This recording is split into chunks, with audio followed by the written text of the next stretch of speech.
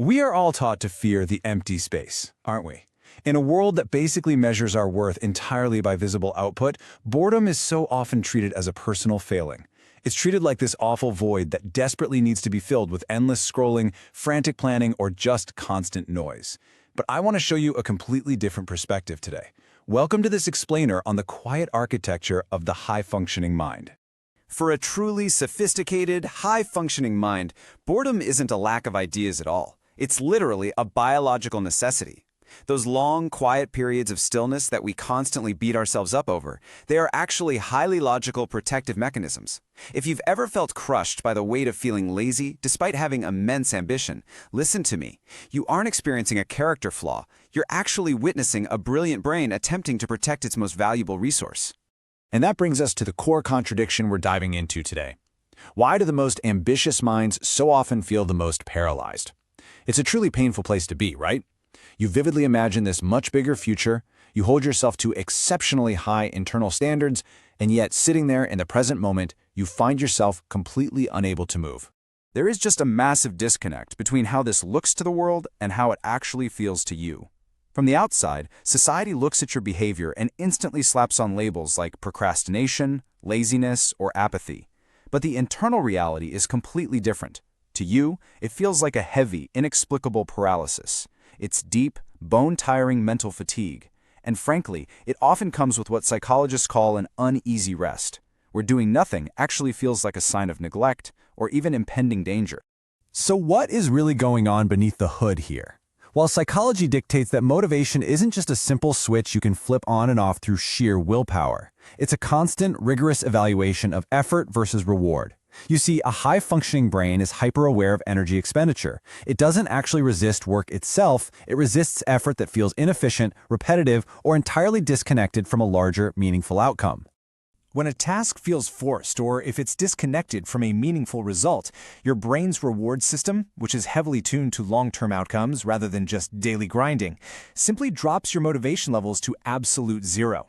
It purposefully pulls the plug to save your energy. But why does it need to cut the power so drastically? Because of your invisible cognitive load. Just look at what your mind is doing before you even attempt to take physical action. You're doing constant planning, evaluating endless choices, predicting incredibly complex outcomes, suppressing your own personal needs. You are consuming massive amounts of cognitive energy just by existing inside your head. By the time actual physical action is required, mental fatigue has already set in. So what the rest of the world calls laziness, yeah, it's actually absolute exhaustion. The crucial point here is that your brain desperately needs a way to manage all this intense cognitive and emotional pressure. It needs an automatic way to release the tension when you've been running your mental engine in the red for way too long. Think of it exactly like a high-performance engine that requires a very specific cooling period. It needs a biological release valve. To really understand how this works, let's look at a fascinating parallel from behavioral psychology. Think about people who laugh during incredibly serious situations. The external view sees inappropriate laughter and instantly assumes they're being disrespectful. But the internal reality?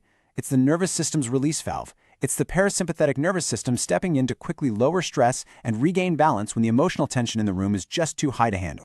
Clinical psychology actually links this to a defense mechanism known as displacement. It's this unconscious process where the mind substitutes a new aim or object for goals that feel dangerous or unacceptable in their original form.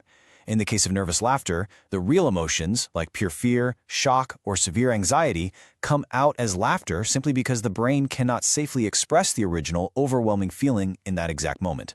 When we put these concepts together, a really fascinating picture emerges. The brain uses stillness, much like it uses laughter in a serious situation, as a vital release valve. Just as laughter acts as an emotional release to prevent a total breakdown, profound stillness and intense boredom serve as the cognitive release valve for a mind that's been trapped in overdrive. But here is the million-dollar question. Why is it so incredibly hard for us to just let that release valve do its job? Why does resting trigger such intense guilt and anxiety for ambitious people? To figure that out, we have to explore the cost of early strength. We have to trace this uneasy rest all the way back to childhood environments where calm definitely wasn't a gift. It was usually just a silent precursor to something going terribly wrong.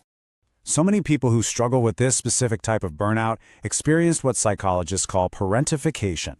This happens when a child is essentially expected to manage the emotions or responsibilities of adults, way before they're developmentally ready.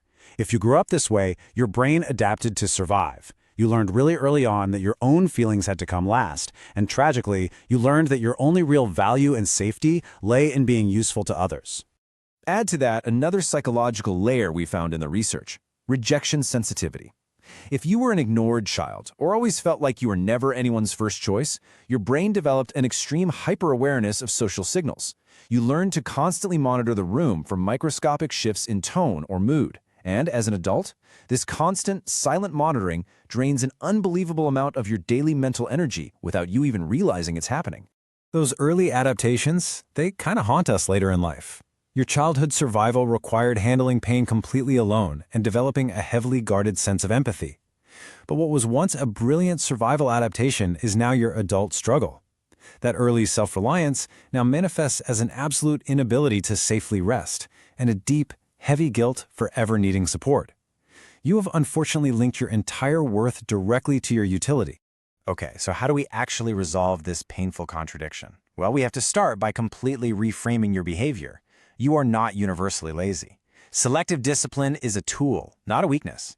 When a task actually aligns with your true identity, your values, and your long-term goals, you are highly capable and intensely motivated. Your effort depends entirely on internal alignment, not external obligation. Which brings us to probably the most vital emotional takeaway of this entire explainer. Healing does not mean becoming more productive in the traditional sense. It means learning you are finally allowed to rest. You absolutely have to stop fighting the way your incredibly efficient mind is built. You must accept that your mental energy is a finite resource. Honestly, giving yourself permission to stop and to intentionally do nothing is often the most productive thing you can do for a brain that has already worked through the future 1,000 times. So I want to leave you with this final, provocative thought. Stillness isn't the absence of progress. What if it's just the silent space where your mind prepares for its next move? The next time you feel the immense weight of boredom or that scary pull towards stillness, please don't reach for distraction just to quiet the guilt. Recognize it for what it is, your mind's way of seeking vital balance. You are not lazy. You are just recovering from the invisible work of being you. Stay thoughtful out there.